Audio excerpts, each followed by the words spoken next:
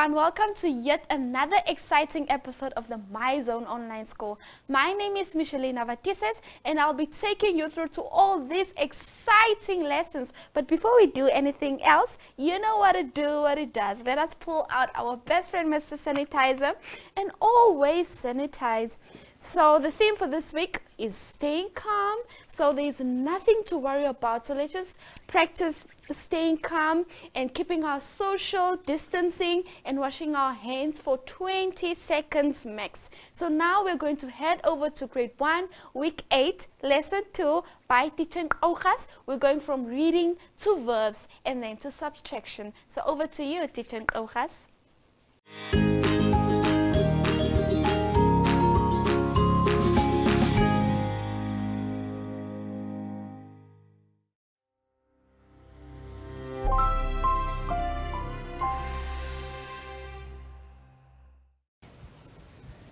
Explanation of symbols on worksheets are as follows.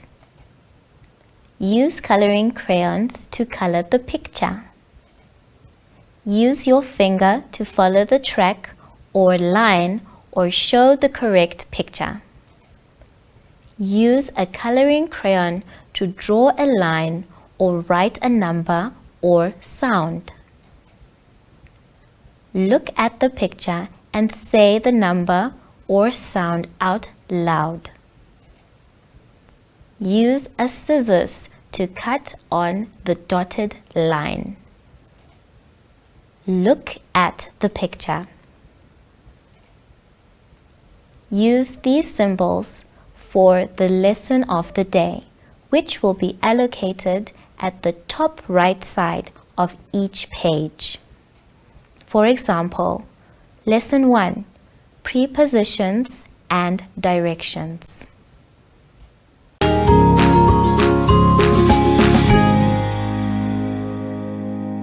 Welcome to My Zone Online School. My name is Priska Nkogas and let me welcome my friend with me today. We are still busy with the topic transport, but before we go on, let us remember always to sanitize our hands and keep social distance.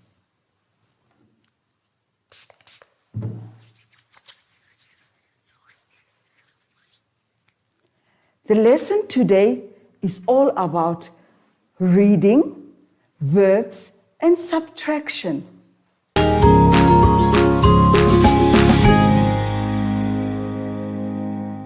Now, if you turn to page 9, you will see it says short story again. I'm so excited when it comes to reading. I will read again first, and then you will join me to read the second time. On page 9. I see the bus. The bus can go. I can see the car. The car can go. I see the bike. My bike can go. I like my bike. And that is a beautiful picture. Now I will read again. And this time you have to follow. I see the bus. The bus can go. I can see the car. The car can go. I see the bike. The bike can go. I like my bike. Was that not nice? Yes, it was. Now, can you turn to page 10? And on page 10, it's all about verbs. Verbs are action words, something that you do. Now, the first word is jump, and the word under that is cry. And then we have run, walk, smile, and sleep. Now, if you look at the pictures next to the word, in the first picture, you will see, what is that boy doing? The first boy is running, and the girl, she's jumping. And the boy under that one, he's sleeping. Then you will see a smiley face.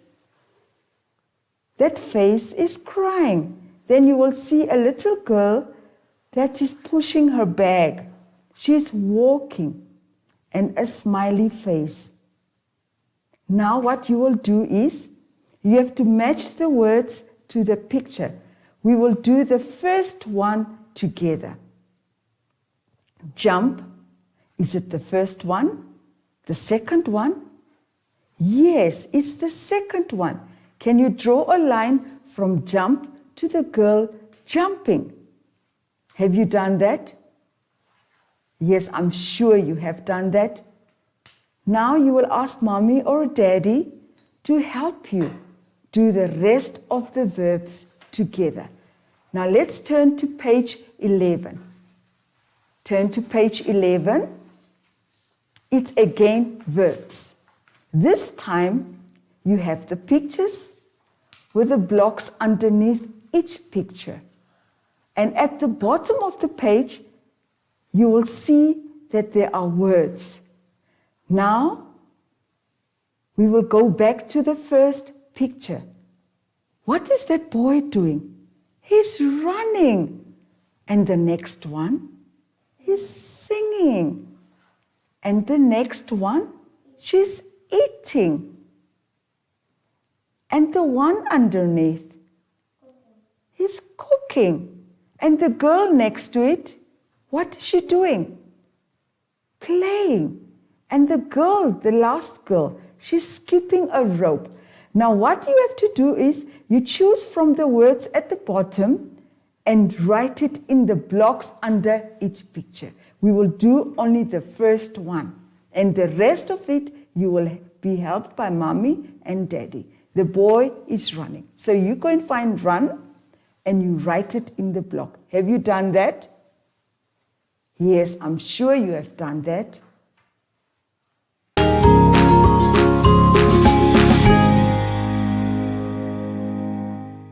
We are going to learn about subtraction. Subtraction means to take away.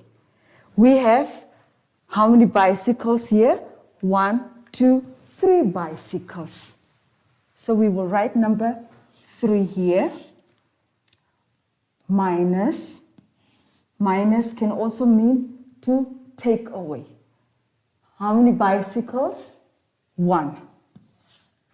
Now, we are going to take away the 1 bicycle.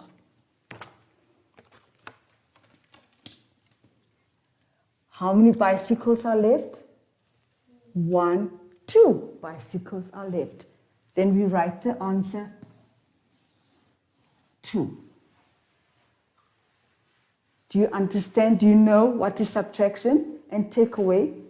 Now go to page 13. Go to page 13. And on page 13, you will see that we have 3 apples. And it says minus 1.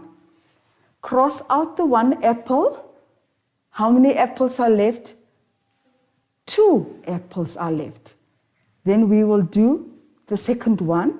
The rest you will do with mommy and daddy. How many bananas do we have there? 1, 2, 3, 4. Minus 2. Cross out the 2 bananas. Yes. How many bananas are left now? 1, 2. Write number 2 in the block that is given. The rest of the sums, I want you to do it yourself at home. Turn to page 14. Are you there? And it's subtraction. This time, it's all about cars. It says subtract. Cross out the cars to find the answer. In the first block, we have how many cars there? Let's count them together. 1, 2, 3.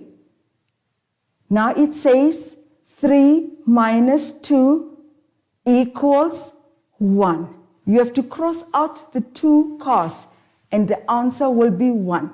Let's do the next block. How many cars do we have there? Let's count them together.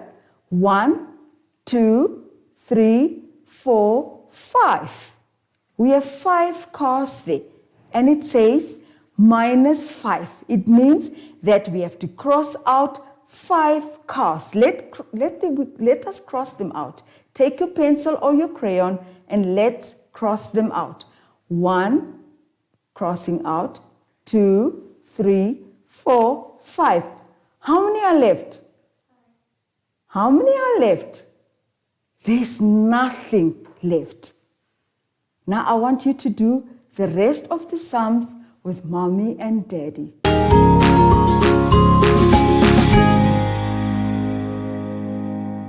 We have come to the end of our lesson. Are you excited of what you have learned all about subtraction today? Now, before we close off, let us sanitize our hands. And always remember to sanitize our hands and keep social distance. Let's sanitize our hands.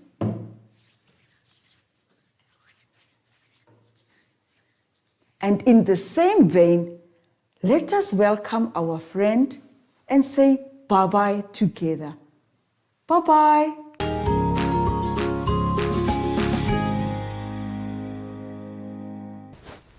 Hi everyone, I'm back, and if you are scared of what you read on social media, talk to your parents and ask them the questions. They know everything. Until next time, bye!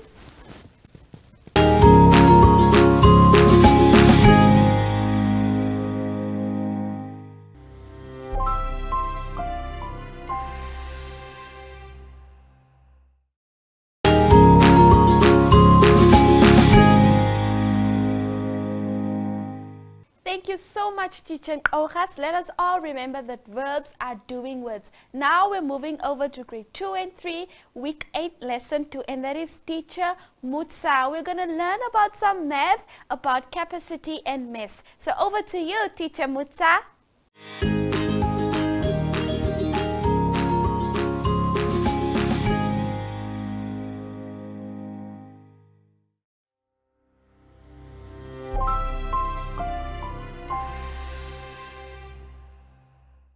Hello everyone and welcome to My Zone Online School.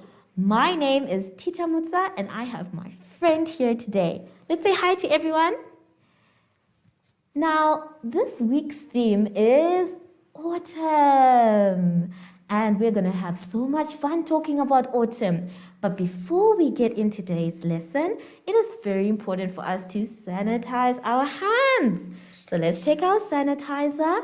Remember, sanitizing helps to make sure there are no germs and helps to prevent COVID-19 to spread. Another thing that helps is to practice good social distancing. So let's check. You check beside you and in front of you. Well done. Today's lesson is about subsidizing, number bonds, decomposing, odd and even numbers, and capacity and mass as well.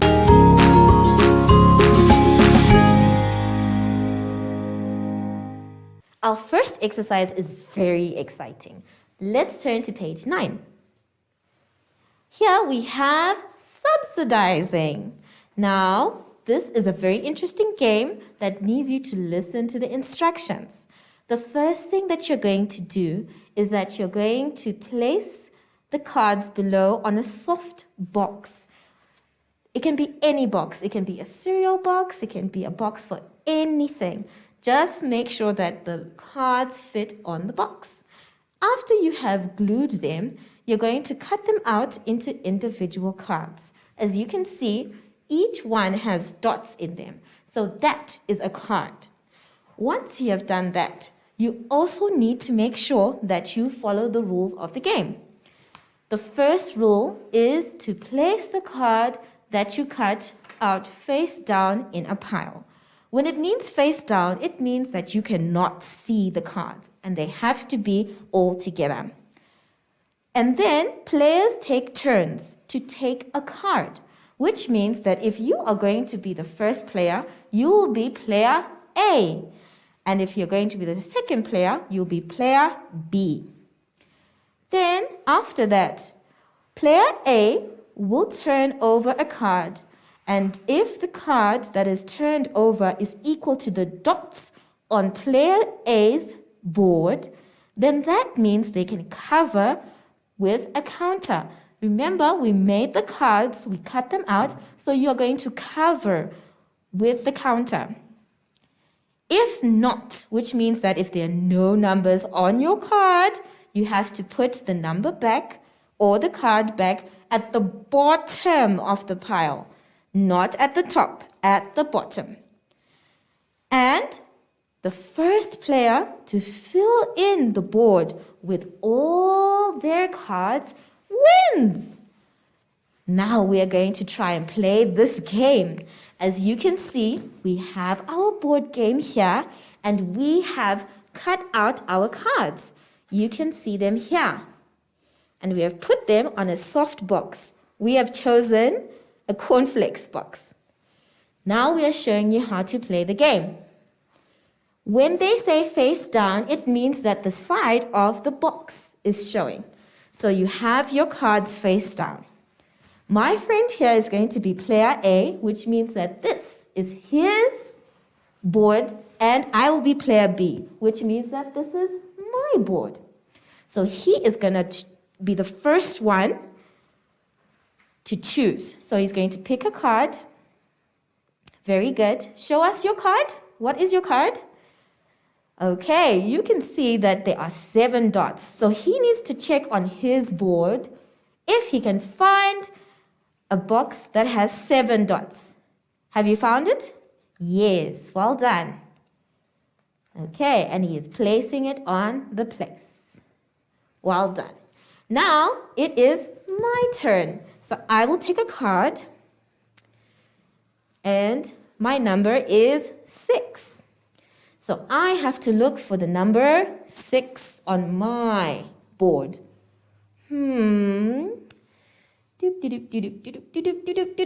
It looks like 6 is just here at the top. So I will put my 6 here. Okay.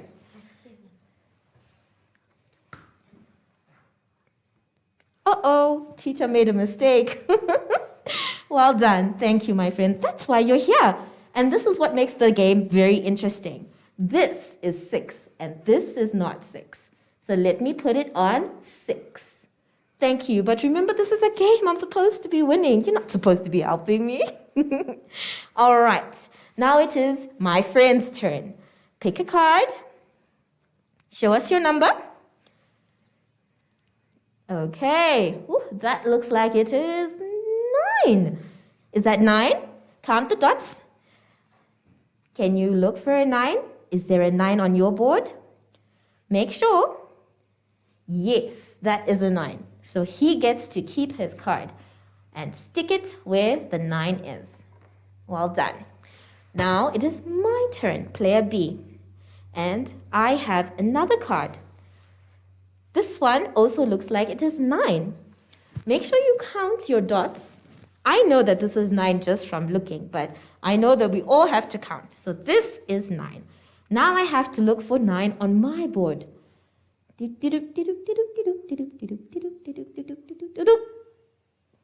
Let me check. Yes, this is 9. So I'm going to stick 9. Ooh, now we both have 2 cards. Let's see. Pick a card. Show us. Well done. That looks like it's a 5. Can you look for a 5 on your board? Keep searching. You can use your finger to check. Okay, very good.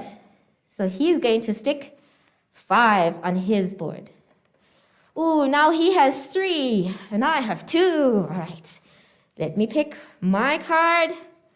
I have a 4. Now I need to check for a 4. Let me just check this one properly. Nope. Nope. That's a 5. There's no 4 there. Oh no, I don't have a 4. So remember the rules of the game. If I don't have what is on this card on my board, I have to put the card at the bottom of the pile. Now we can play this game all day, but we have many things we can do. But I know that you are going to enjoy this game. And you can play it with mom, dad, your brother, your sister, uncle, auntie, grandmother, grandfather, everyone in the family. And make sure that you count your dots. Have fun, and I hope you win.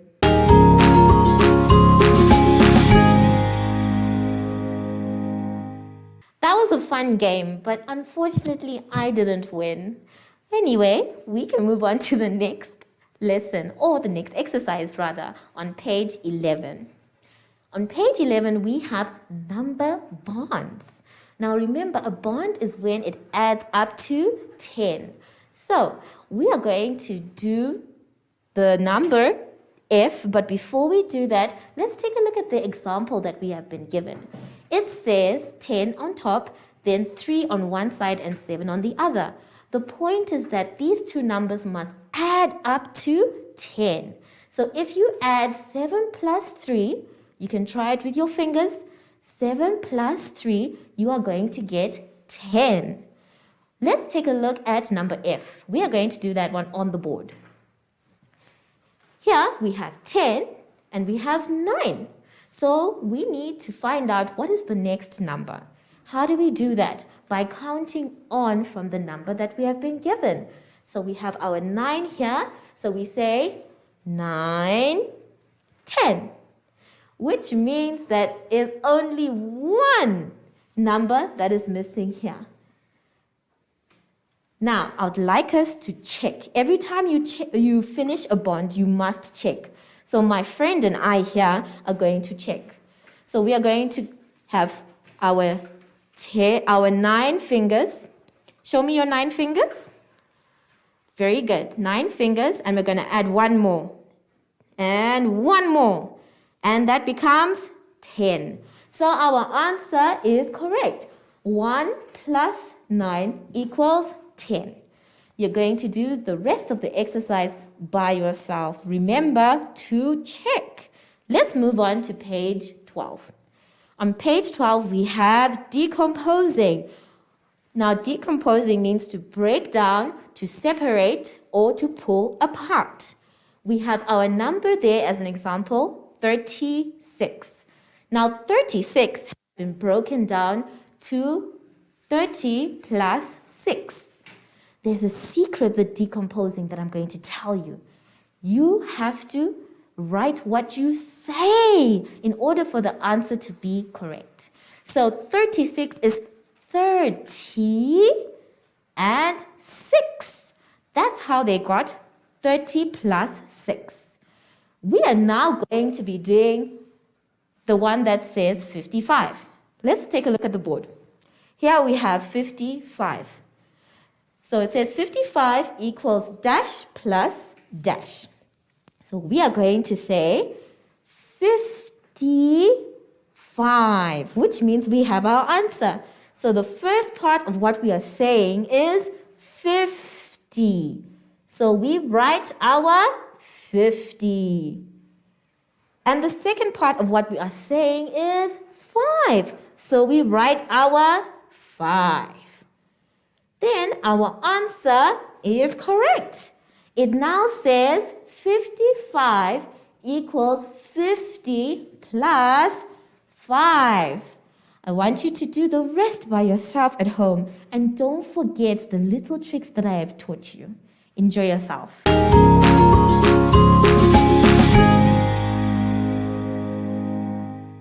I hope you really enjoyed that exercise. And remember to check your work. Let's now move on to the next page, which is on page 13.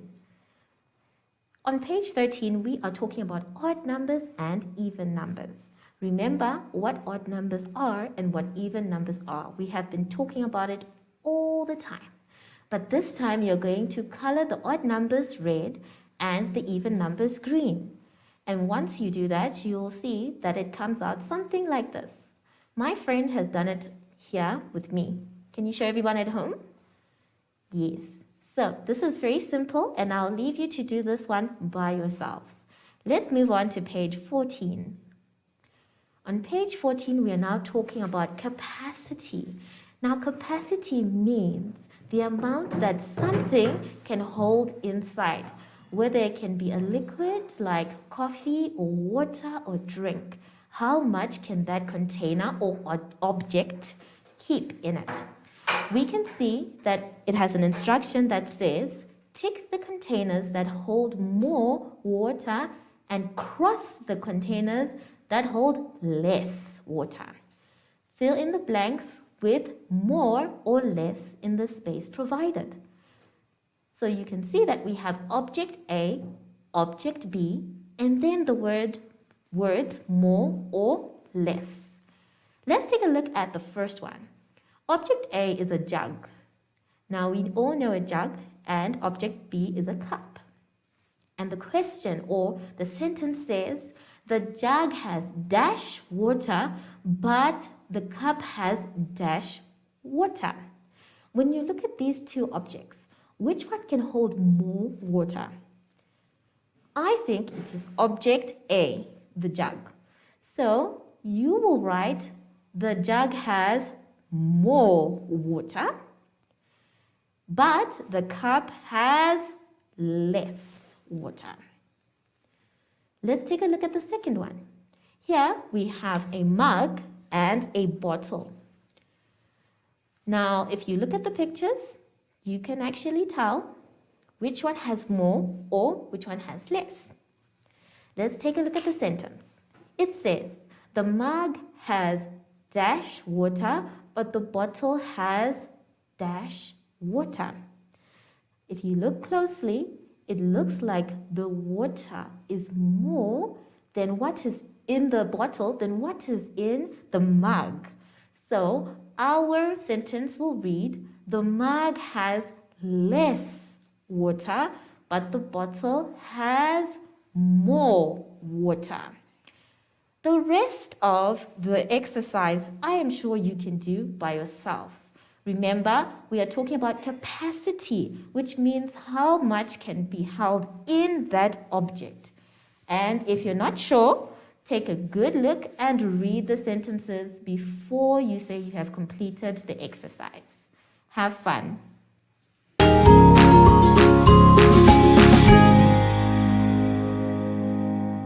Our next exercise can be found on page 15. Here we are talking about liters and milliliters.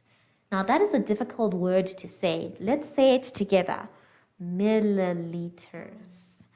Now liters and milliliters deal with liquids and how much can each one be. We are saying that for liters we show an L, and for milliliters we show an M and an L. The note there says that 1 liter is exactly equal to 1,000 milliliters. So we are going to try and do the exercise using that note. Let's take a look at the board. On the board we have number 1. Number 1 says 5 liters. And we are going to change or to convert it to milliliters. Now remember, 1 liter is equal to 1,000 milliliters. So for me to change 1 liter into 1,000 milliliters, I have to add 3 zeros. 1, 2, 3. And it becomes milliliters. Let's take that same concept and put it here. We have our 5 liters. Now to change or to convert our 5 liters into milliliters, we are going to first write our 5. And then, just like for our 1 liter, we added 3 zeros. 1, 2, 3. We are also going to add 3 zeros here. So we have 1, 2, 3. But our answer is not complete because it only says 5,000. And 5,000 what? 5,000 donkeys? 5,000 horses? No. 5,000 milliliters. So we write our M and we write our L to show that this is 5,000 milliliters. I say it again. If you are going to write it, make sure that you don't forget your L and your M, where you need to put it. Otherwise, the answer is wrong. Let's take a look at number 8. Now, instead of changing it from liters to milliliters, we are now changing from milliliters to liters. Let's take a look at it. Remember, our note says that 1 liter is equal to 1,000 milliliters. Here, we have 10,000 milliliters. My goodness, it seems like a lot, doesn't it? But we are going to convert or to change it to liters. Remember, we have 3 zeros for milliliters. So when we are converting to liters, instead of adding the 3 zeros, we are taking them away. So you are going to take away 1, 2, 3 zeros. And let's write it down. We have our 10. And then we have taken away 1, 2, 3. So it just becomes 10. But is that correct? No. Is it 10 horses? Is it 10 monkeys? No, it is 10 liters. So we put our L next to our 10. Remember, if you don't put your L for liters or your ml for milliliters, the answer is wrong. I hope you can do the rest by yourselves. We're going to now do the second part of the exercise where it is problem solving. My friend here has turned into a scientist, and on his table he has the things we need. I am going to read what he's going to be doing. The first problem says, David has 1 liter and 2 liter bottles. He pours the water from the small bottle into the large bottle.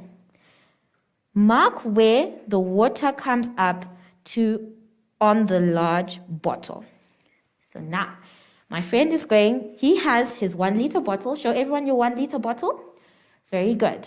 And he has a 2 liter bottle. Show everyone your 2 liter bottle. Wonderful. Now he's going to pour what is in the 1 liter bottle into the 2 liter bottle.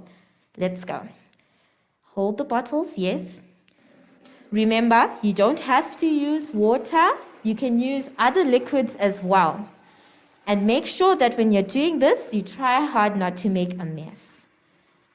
And as you can see, that it is going right up. Very good.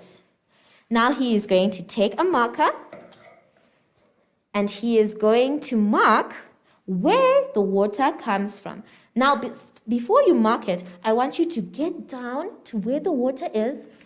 This is called eye level. You need to check at eye level exactly where the water is. So, can you mark with your koki where the water stops? Very good. Make it bigger so that we can see it at home later. Yes. Okay. Turn your bottle around. All right. So, we can also see that at home that the bottle, the 1 liter bottle, stopped there. And the question was, mark where the water comes up on the large bottle. And that's exactly what we did. Let's move to the next one. It says, Sid has a full bottle of drink. He pours it into a jug. Which has greater capacity, the bottle or the jug? Now, instead of us having a bottle, we are going to use a glass. In our glass, it is quite full, and we have our jug on the other side. My friend, the scientist today, is going to pour what is in the glass as our bottle into the jug. So can we do that? Remember, try not to make a mess. I know that it is very, very tempting, but you can take your time. Now, as you can see, our glass is empty, but our jug still needs more liquid for it to be full. So I think it is safe to say that the jug can hold more than the bottle. So you can write that as your answer as well. Do you agree? Yes. And the last one. Let's read the last one. It says, tick a glass which is half full as the glass with the red oval. Now you can see that there is a red oval in your paper. I want you to do that one by yourselves. And this is the last activity we have for this lesson. I hope you enjoyed yourselves. And remember, every time you are done, you must sanitize your hands. But I think we have another activity on page 16. For page 16, you are going to definitely do this one by yourselves. We are not going to help you.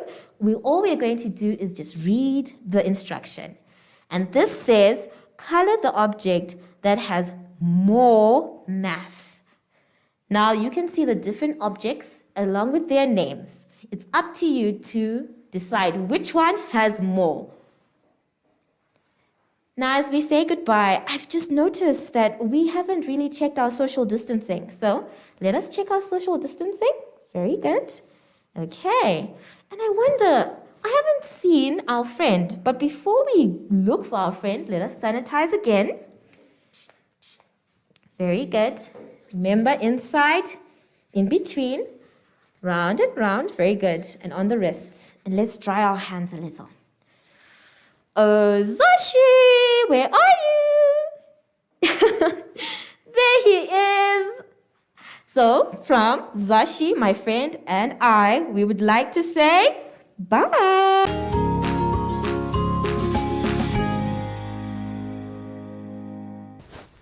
Hi everyone, I'm back. And if you are scared of what you read on social media, talk to your parents and ask them the questions. They know everything. Until next time, bye!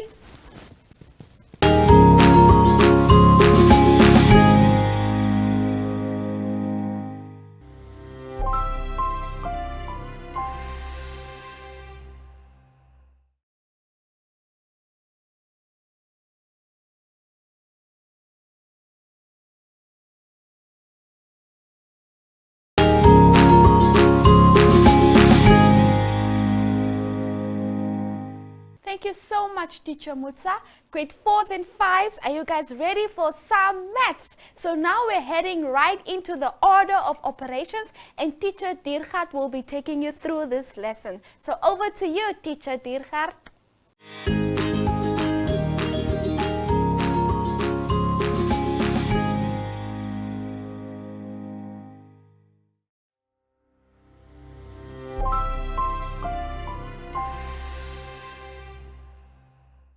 Good morning, Namibia, and welcome to My Zone Online School.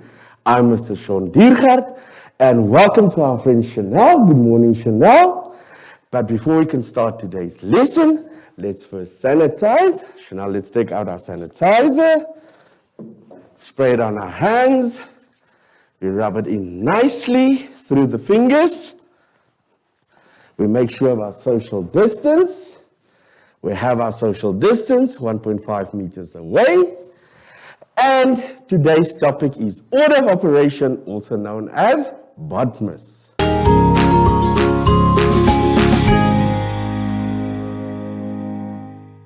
Okay, boys and girls, I hope you've got your books in front of you. And let's turn our books to page 10. Chanel, is your book on page 10? Yes, now let's start with today's topic. As we said, order of operation, also known as BODMAS. Let's read what the competency says. Apply the correct order of operations in calculations involving addition, subtraction, multiplication, and division. So what is BODMAS? When a calculation sum involves two or more basic operations, we must apply BODMAS. Now, boys and girls, let's see, what does BODMAS stand for? The B stands for brackets, the O stands for of, the D stands for division, the M stands for multiplication, the A stands for addition, and the S stands for subtraction. So in short, it means we start with what is in brackets, then division, then multiplication, then addition, and finally subtraction. BODMAS, boys and girls, works from left to right. And that we will explain when we get to the examples. And one important rule in BODMAS: never ever change the order of the numbers. We will also explain that when we get to our examples. So let's turn to page 11, where we can do a few examples. Are we all on page 11? Chanel, are you on 11? Yes, now let's try the first example. 68 minus 21 plus 130. Now here we have got two operation signs. We have a subtraction and we have a addition. Now we need to apply BODMAS. Now remember what we said, BODMAS works from left to right. Now addition and subtraction is like brother and sister. The one that comes first, that one we do first.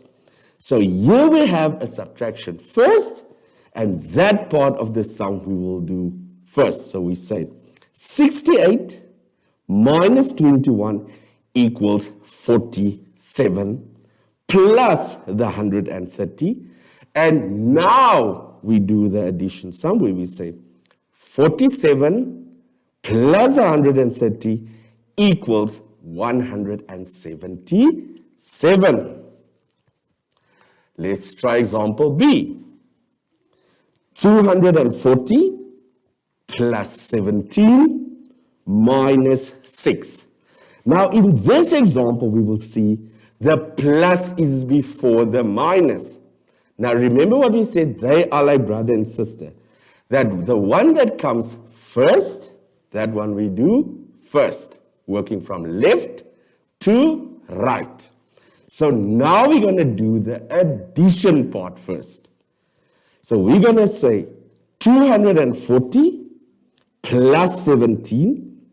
That part we're going to do first. And we're going to say that equals to 257 minus 6. Now we do the minus part.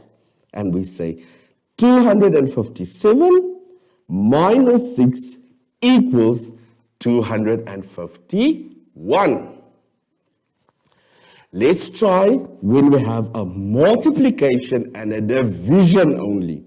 Remember again, BODMAS works from left to right. Now multiplication and division is also like brother and sister. The one that comes first, that one we do first. Chanel, are we together? Yes, Chanel is together. So let's try. 20 divided by 5 times 12. We see the division is first. So that one we will do first. So we will first do 20 divided by 5. And we say 20 divided by 5 equals 4. And then we add times 12. 4 times 12 equals 48. We will also see one thing, boys and girls. We do each sum of the BODMAS separately. Let's try example B. 25 times 4 divided by 10. Here the multiplication is first. So work from left to right. So we do the multiplication first. 25 times 4 equals 100. divided by 10. Now we do the division part and we say 100 divided by 10 equals 10. So this is when we only have multiplication and we only have division. Now we have a few examples where there's plus, division, brackets, and everything. So let's try these examples. But I want us to try one of these examples on the chalkboard. So let's go to the chalkboard. Okay. On the chalkboard, we will see it says 25 plus 140 divided by 7. Now we need to apply BODMAS. So we first check. Do we've got any brackets? If there was brackets, we would have done that part first. Chanel, do we've got any brackets? No. Do we see the word of somewhere? No. Do we see division? Do we have a division sum? Yes. So that part of the sum we will do first. So we will say equals 25 plus. Now we will do this sum first. And we will say 140 divided by 7. And 140 divided by 7 equals 20. And now I'm left with my addition sum. And now we say equals 25 plus 20, and that is equal to 45. Now remember, guys, in the beginning I said, don't change the order of the number. What we meant by that was, although we didn't use the 25 in the beginning, we wrote it in the place it was. So we wrote the 25, and then we did the division sum, and then we added the two sums together. Let's try another example on the chalkboard.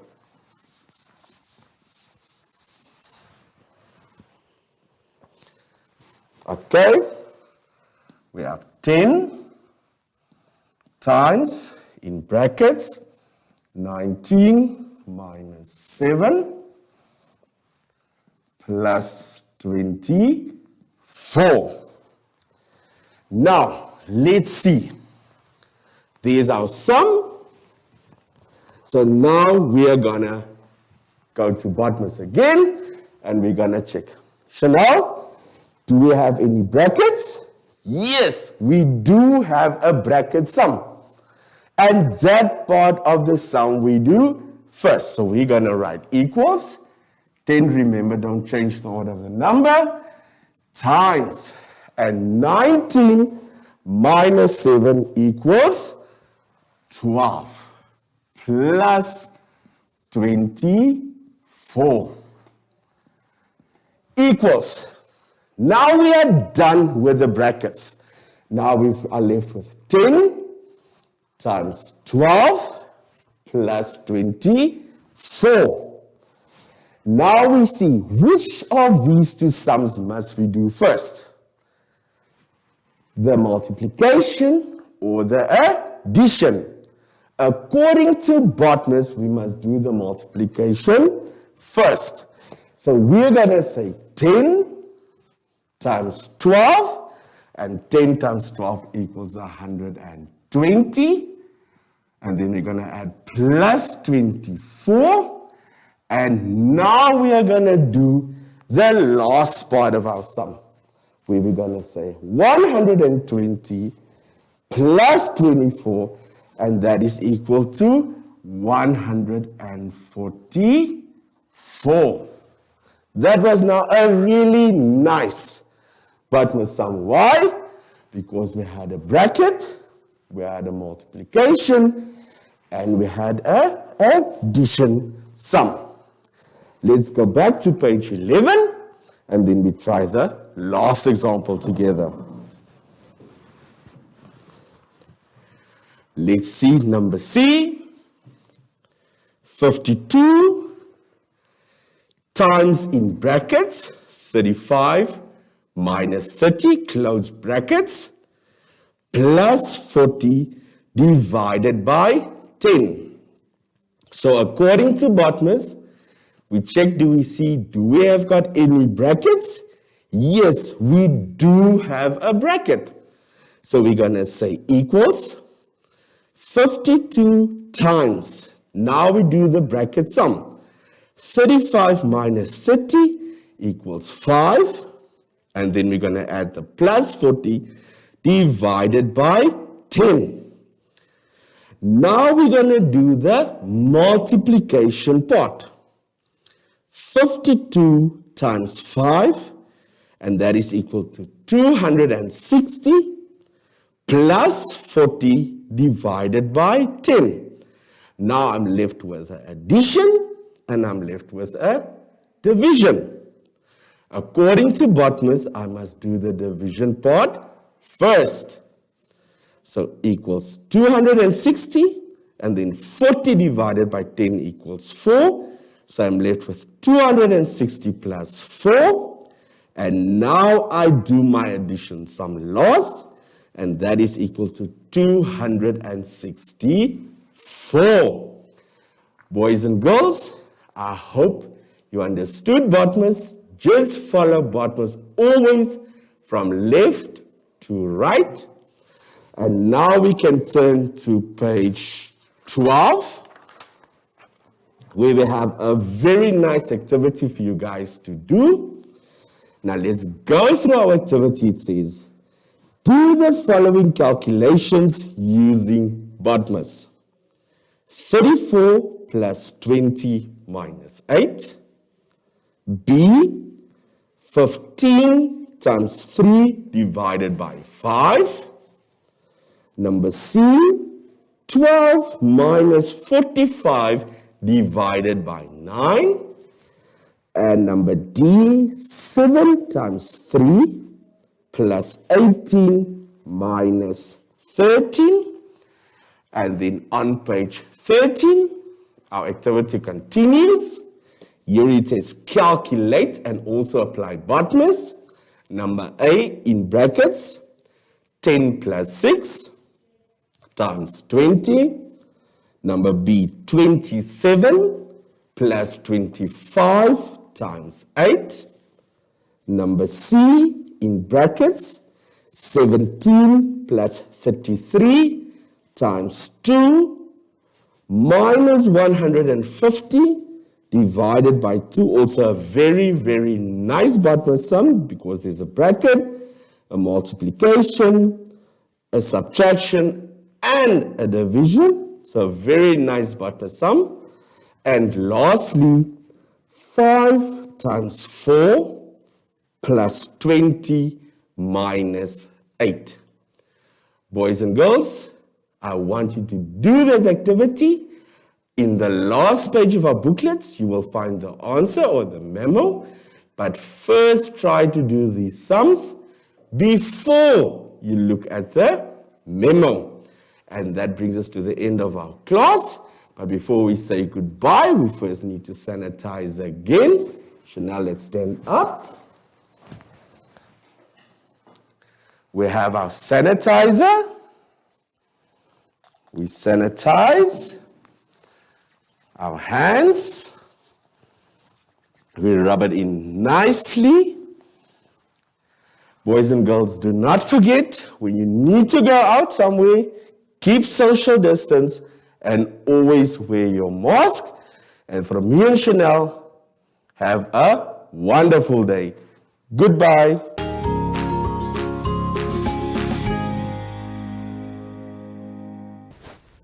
Hi everyone, I'm back, and if you are scared of what you read on social media, talk to your parents and ask them the questions. They know everything. Until next time, bye!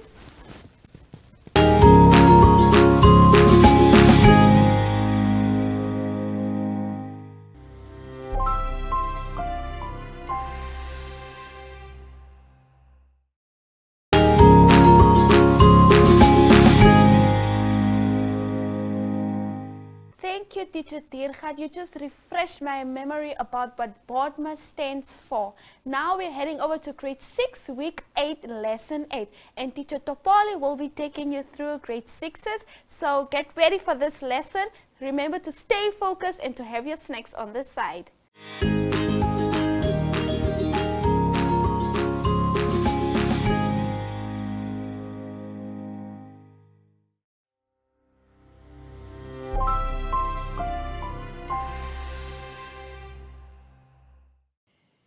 Welcome to My Zone Online School. My name is Ismail Topoli, and also welcome to you, Clarice. Boys and girls, please remember, as usual, we always make sure that we sanitize our hands, all right? Make sure you do it very thoroughly, okay? And you also make sure that you respect the social distance. And last but not least, make sure that you always put on your mask. All right, let's start. Today's lesson is going to be about division.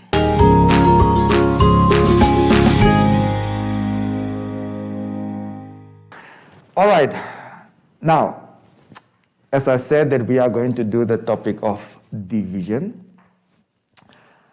there are different algorithms, okay, that you can use, or let me say how to express a division algorithm. The first one is, now this is 35 divided by 7. Now the first one is the one that you commonly know. And as it says there in the book, I can just show you. It says there 35 divided by 7. Most of you have met that one before. Now the next one is also 35 divided by 7. 35 divided by 7. But then you will notice that it looks like a common fraction. And that is also one of the things that we are going to discuss today. So do not find it strange that a common fraction also speaks about division. Then the last expression that we have is where we have a division bracket, whereby the number you are dividing is in the bracket and the number that you are using to divide is outside of the bracket. And as I said, we are going to use that approach because that is what we normally would use when we are dividing in a long division method. Okay. Now, let's see, quickly come with me on the chalkboard.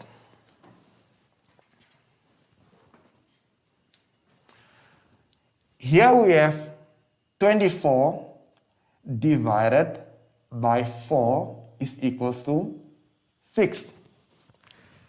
Now, depending on the position of these numbers, they have different names.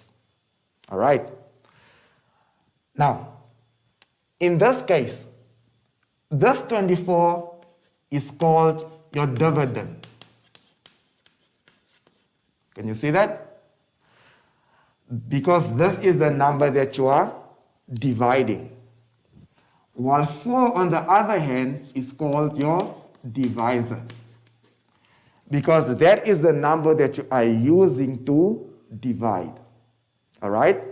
And then lastly, we have what we call your quotient. Okay? It's Q-U-O. Quotient. All right? So now, let's see how different it is than the one that is in your book. Let's quickly look at the one in your book. Why is this important? Is because notice the positions have changed. Can you see that?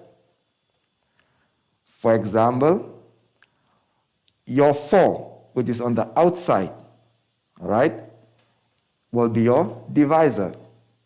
Okay?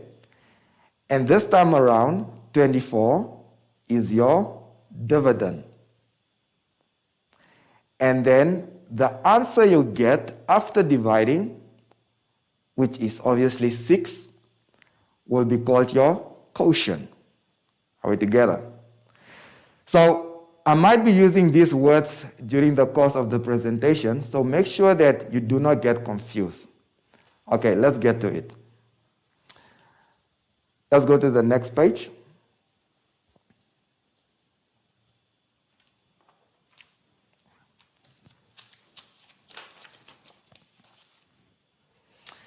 Okay, now,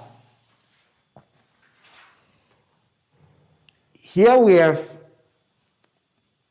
3,934 divided by 7. Now we are going to use a long division method to explain how do we get to this answer. Okay. Now, let's quickly look on the chalkboard.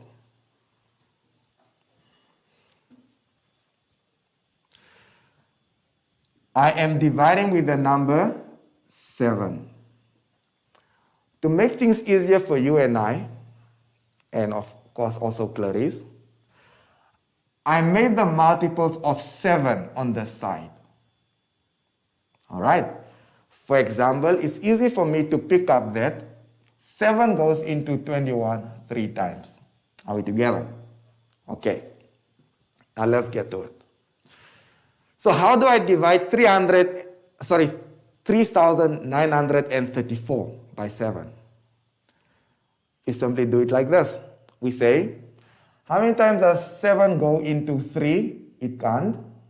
How many times does it go into 39? Well, Clarice, you have to help me here. Where is 39 on the chalkboard? It's not there, so then we must go between 42 and 35. Oh, good. So Clarice is saying that it's somewhere between 35 and 42. So it's somewhere here, isn't it? So definitely 39 doesn't go in 6 times. It can only go in 5 times. So this 5 is what we will write here. Okay. Next step is to do the following. You will say 5 times 7 will give me 35.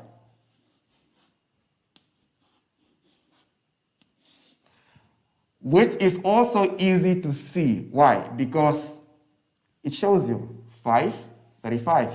I made it easy for you. All right. Now, once you are done with this, make sure you put your subtraction sign there. Why is that important? Because you are going to subtract this number with this number. Okay? So now we're going to say 39 minus 35. Okay, let's do that step by step. So we say 9 minus 5 will give me 4.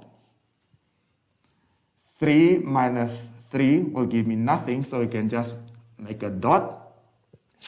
And then lastly, we drop the 3. Why do I say lastly? Simply because that is like one round. All right? Starting from here, we restart the whole process again. What do I mean? Now we say 7 goes into 43. How many times? Clarice, help me again. Where is 33? 43. Between 49 and 42. Okay, good. It's somewhere here, right? So it will go in, how many times, Clarice? 6 times. It will go in 6 times. So we will write 6 above. And then our next step, we will say 6 times 7 will give us how much? 42. Definitely will give us 42. So that 42 I write below here. And then I subtract these two numbers. Now I have 43 minus 42, which will give me 1. Because 3 minus 2 is just 1, and 4 minus 4 will give me nothing. And then I drop my next number, which is 4, and now it is 14. The next step, I will then say, okay, how many times does 7 goes into 14? Where's 14? Clarice? It's exactly here, right? In other words, it's exactly 2. So it will go in 2 times. So then I will say 2 times 7 will give me 14. I will then say 14 minus 14 will give me 0. So then I'm done. But the question is, which one is my final answer? This is my final answer, which is 562. Are we together? All right. Let's do the next example. Notice that this time we were using only one number. This time we will use 2 digits. All right? Okay, let's get to it. Again, notice that I already made my multiples of 12 to make things easier for me. Okay? So I will then start off. How many times does 12 goes into 4? It can't. How many times does 12 goes into 47? Where is 47, Clarice? Between 60 and 48. Between 36 and 48, somewhere here. Am I right? Yes. Okay, so in other words, it will go in how many times? 3 times. It will go in 3 times. So I will then say 3 times 12 will give me 36. Okay, I subtract these 2 numbers. Then I say 7 minus 6 will give me 1. 4 minus 3 will give me 1. And then lastly, make sure you always drop your next number. And now we have 114. Are we together? All right, so next question. How many times does 12 goes into 14? So 114, where would that be, Clarice? Between 108 and 120. Yes. So somewhere here. So it will go in 9 times. All right, then I will say 9 times 12. It's easy to see because it already shows us there. It's 108. Now I subtract these 2 numbers. I will then say 4 minus 8. I can't. I'll go ask here. Becomes 14. 14 minus 8 will give me 6. 0 minus 0 is 0. 0 minus 1 minus 1 is also 0. So if that is the case, then just turn them into dots, because when we are working with whole numbers, we don't need zeros in front. All right. The next step, we drop the 0, and then it's now 60. Okay. Now then we start off with our next round again. We say 12 goes into 60 how many times, Clarice? 5 times. It's exactly 5 times, because there is a 60. All right. So it will be 5. Then I will say 5 goes into 12. Sorry, 5 times 12 will give me 60.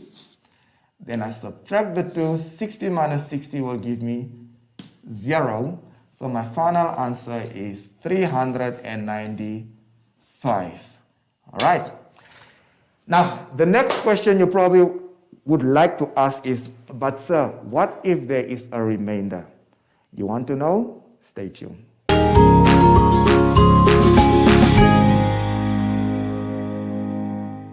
All right, so let's see. What do you do when a number or your answer requires you to have a remainder? What do you do with that remainder? How do you treat it? There are 2 ways how you can treat your remainder. Number 1, you can write it as a common fraction. And secondly, you can write it as a decimal fraction. Okay. Now, in front of me, I have a number that I need to divide, which is 431 divided by 8. We're first going to divide, and then we will discuss about how you are getting, what you will do with your remainder. Okay, let's get to it. I say 8 goes into 43. 43, okay, first of all, you know that it cannot go into 4, so we focus on 43. Okay, so Clarice, help me again. Where is 43? Between 40 and 48. Between 40 and 48. So somewhere here. So it will go in 5 times. Am I right? All right. Clarice is agreeing with me. So then I will say 5 times 8 will give me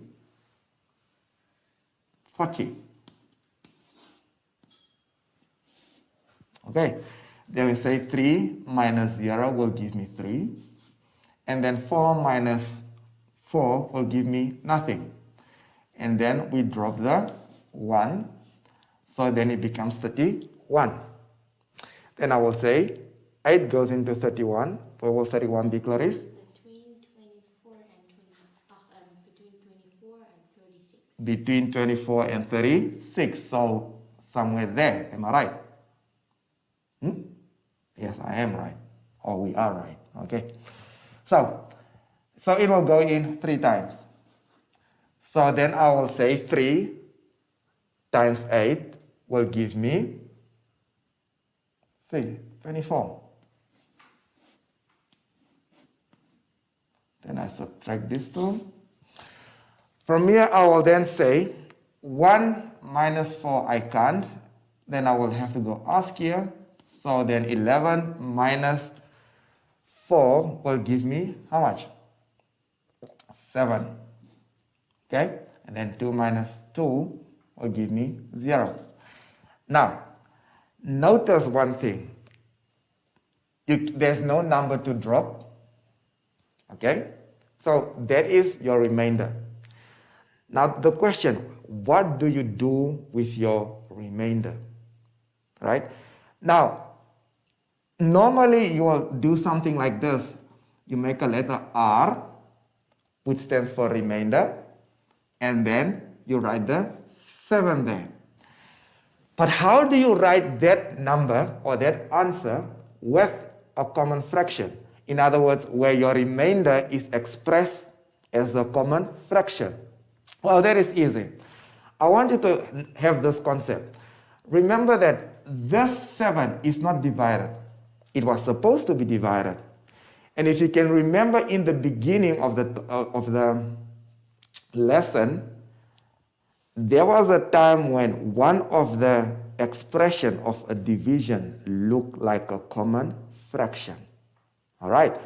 For example, if I had to say 3 divided by 4, it will look like this. Are we together? So, like I said, this 7 was supposed to be divided by 8. So how will it look like? It will look like this, 7 divided by 8. But you don't leave it there. Why? Because you cannot forget your wholes. So then I will write 53. So, in other words, my whole number stays the same. But then what I do, I make sure that my remainder, I write it as my numerator. And then my divisor, I write it as my denominator. Are we together? Okay. Let's move over to the second example. This time around, before I give you the hint, let me erase this for now. I will start with the same process again. I say 8 goes into 43. If you can remember, it was still 5 times. Then I will say 5 times 8 will give me 40. Then I say 3 minus 0 will give me 3. 4 minus 4 is nothing. And then I make sure I drop my 1. All right? I hope this looks familiar because it's just exactly as the previous example up until now. but I want you to follow because there is going to be a difference. All right. Then I say 8 goes into 31. 31, remember, it's somewhere there. So it will be 3 times. Then I say 3 times 8 will give me 24. Okay. And then from here, I'll say 1 minus 4, I can't. Then 11 minus 4 will give me 7. 2 minus 2 will give me 1. Very much the same as what we did up until here. But now this time around, we are going to write our answer or our remainder as a decimal fraction. Now, in the beginning, or in the previous example, we wrote it as a common fraction, and now we are going to write it as a decimal fraction. So, what do you do then? All right, you create what we call placeholders. Right? Placeholders. Normally, you can create 3 placeholders. Okay? You don't need to use more than that. All right? So let's create 3 placeholders. Now, also very important to mention is this. Once you created a placeholder like this one, you make sure you put a decimal point here. Very important. All right? So the moment you are done with these whole numbers, yes, you are done dividing these whole numbers, you make sure that you put a decimal point. So all the answers that you are going to get here must fall behind this decimal point. Okay, now let's get to it. So I will drop my 0, my first whole number, sorry, not whole number, but placeholder. Okay, and now we have 70. I will then say 8 goes into 70. Clarice, what do you think? Where will 70 be? Between 72 and 64. All right, between 72 and 64, which is there. Okay, so it will go in 8 times. I will then say 8 times 8 will give me 64. I will then say 0 minus 4. I can't. I'm going to ask here. Then I say 10 minus 4 will give me 6. All right. 6 minus 6 is nothing. Next, I drop my next placeholder. All right. I drop my next placeholder. I will then ask myself, how many times does 8 goes into 60? So where will 60 be, Clarice? Between 64 and 56. Between 64 and 56. So it will go in 7 times. Then I will then say 7 times 8 will give me 56. 56. All right.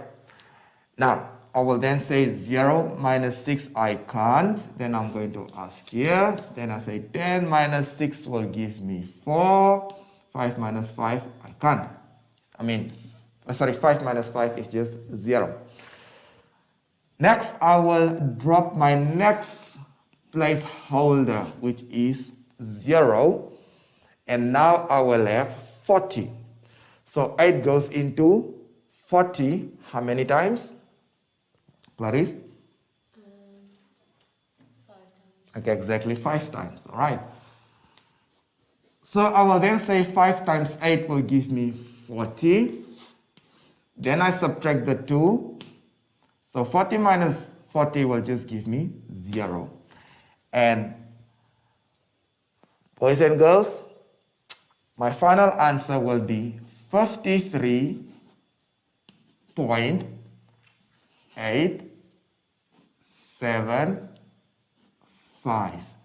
Please notice that I'm reading the numbers behind the point, behind the decimal point, one by one.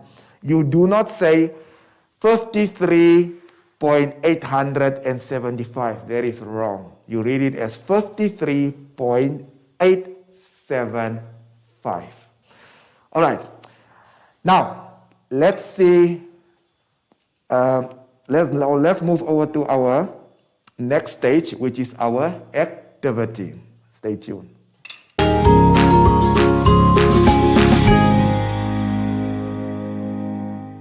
Now, let's see how we are going to tackle our activity.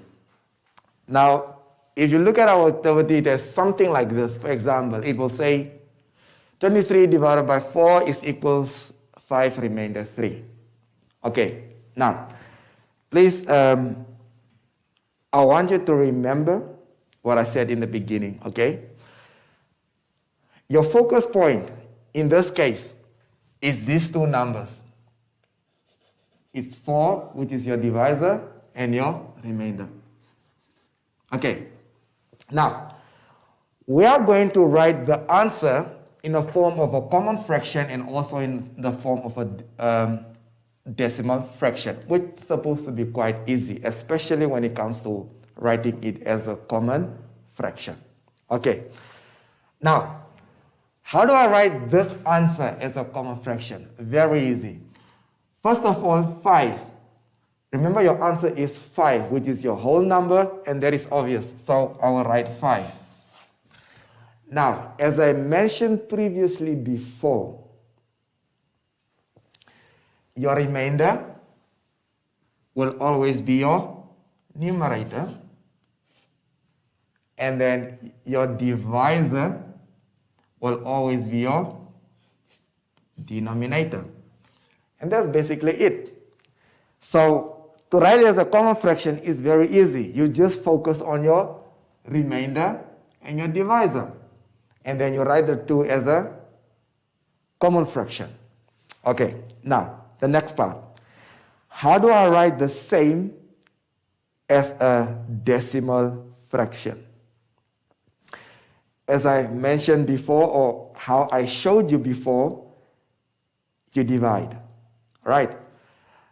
If you go back to this common fraction answer, this simply means 3 divided by 4. Guess what it means? So we will use this part. In other words, we are going to use division. We are going to multiply, we are going to divide our numerator with our denominator so that we can find out what our answer will be. In other words, we're going to discover how we write our answer as a decimal fraction. Okay, let's get to it. So here I have 4, as you can see, is on the outside, and then I wrote 3 on the inside of the division bracket. You'll also notice that I made a decimal point here and there. Why did I do that? Because I wanted to separate my whole numbers from my decimal fraction. In other words, the numbers behind your decimal point. As I mentioned before, try to keep it at 3 placeholders, right? 3 will be enough. And if there are too many, well, then we can make adjustments later as I'm going to show you. Okay, so I now will say 4 goes into 3, while 3 is here. All right? So it will go in 0 times. So I will then write 0. Then I will say 0 times 4 will give me 0. And then I subtract 3 minus 0 will give me 3. And then I will drop the 0. Or let me say the placeholder. And then now I end up with 30. Okay. Next, I will then say 4 goes into 30. 30 is somewhere there. So it will go in 7 times. And then I will say 7 times 4 will give me 28. I subtract the 2. I will then say 0 minus 8 I can't. So I'm going to ask. So, and then 10 minus 8 will give me 2. 2 minus 2, 0. I will then drop the next placeholder, which is 20. 4 goes into 20, it will go in 5 times. I say 5 times 4 will give me 20. Okay. And then from here, I will say 20 minus 20 will give me nothing. Now notice there is nothing, there's no remainder here. Have you noticed? So in this case, there is no necessity to bring down the 0. So you keep it like that. So, in other words, 3 quarters or 3/4 is the same as 0.75. All right. But now, we need to focus here. How then do I write this whole answer as a decimal fraction, keeping in mind that our whole was 5? Well, what do? You take your final answer, which was 0.75, okay? All right? And you add it with your whole. Here. Now, it might look strange that I'm writing it from on this side and not there. Why? Because remember, this is a unit. Okay? If we have to talk about place value. Okay? This is a unit. And this is a tenth. Or sometimes it's written as a T. And then that is a, not 10, but tenth with a TH at the end. Alright? And then that is 100.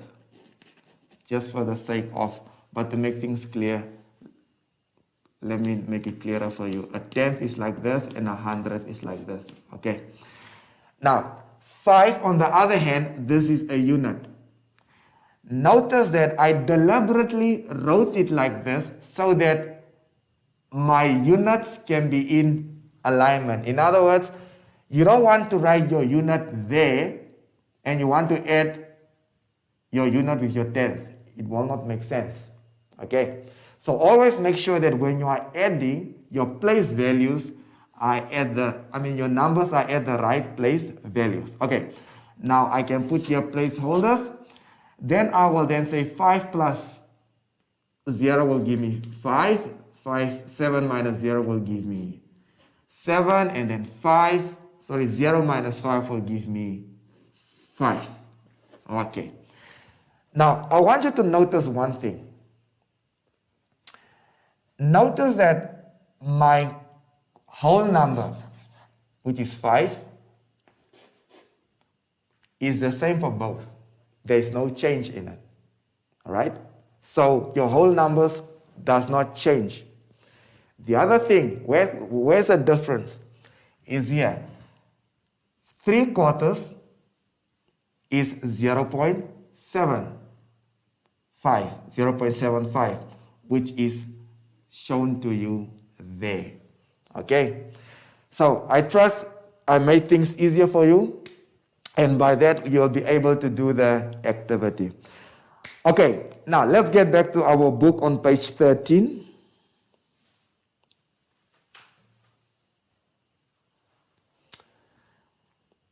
Okay, now in that activity it says, below are final answers of 5 learners. Rewrite their answer by writing the remainders as a common fraction and as a decimal fraction. In other words, the same way how I just did it for you now. All right? The last example that I gave you, that's exactly the same work that you're going to do. Okay? And if you need more space for that, you can do your calculation on a piece of paper and write in the final answer in the block. Okay, let's go to the next page.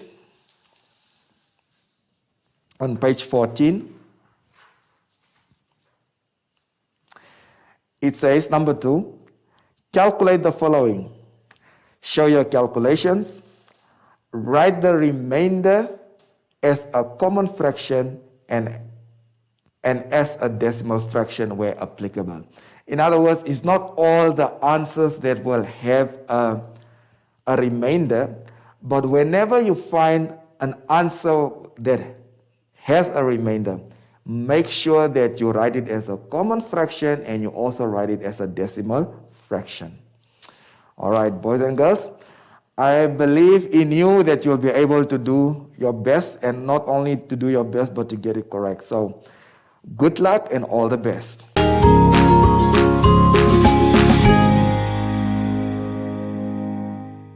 All right, I hope that you have enjoyed that lesson and also that you have learned a lot.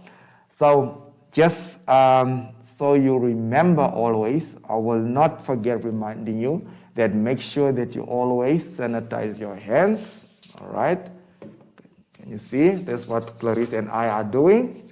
Okay, make sure that you always observe your social distance. Okay, and then lastly, remember, always put on your mask. Okay. Until next time, goodbye.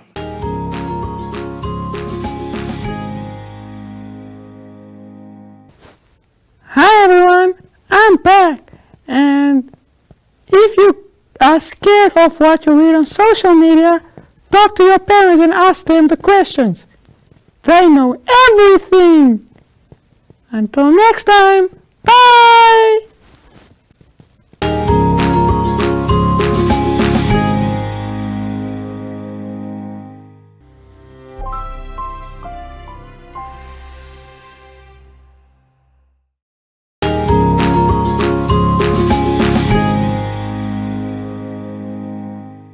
Thank you so much, Teacher Topoli, for that vibrant lesson. Teachers, you are the definition of not all heroes wear capes. Thank you so much for all your efforts in taking us through to this lesson. Before I say goodbye, we're heading over to Rehoboth at the Ruimte Primary School, and we'll speak to Mr. Ockhuizen and Ms. Diergaard. Let us all remember to stay calm and to keep the 1.5 social distancing, and also to wash our hands for 20 seconds. From me, it's bye-bye. See you next time. Okay, now I'm Crystal Diergaard. I'm the principal of Ruimte Primary School in Rehoboth. Graham Ockhuizen, I'm a teacher at Ruimte Primary.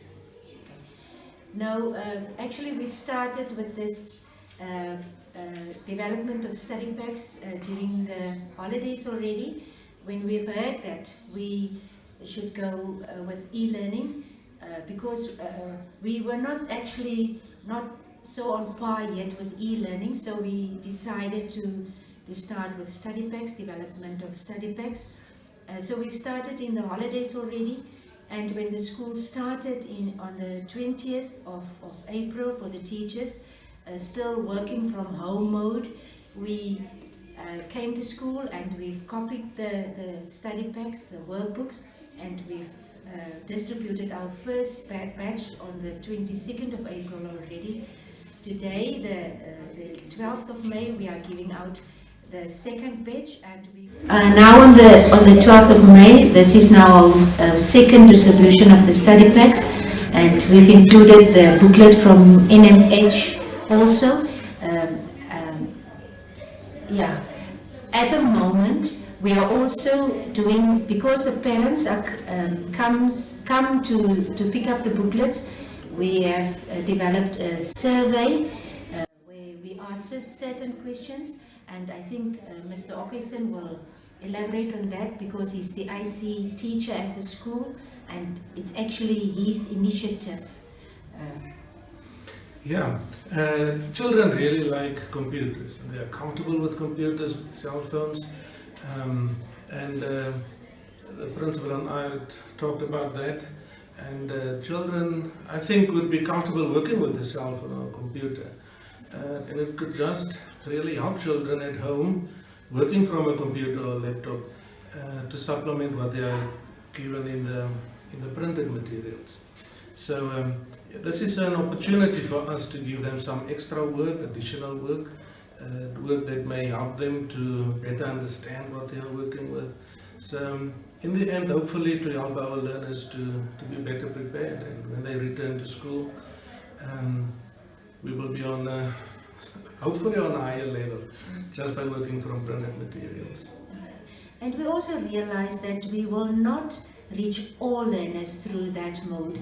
So we are giving this in dual mode. We are still handing out the hard copies, and the learners we can reach through we want to try Google Classroom. So the learners we can reach through that will also be very good. So we will, during this week, we will give training to first we will start with the senior primary teachers, and we will give training to them. We have a fully equipped library, a computer lab at the school, so we will give training to the teachers, and we will see from there how it works.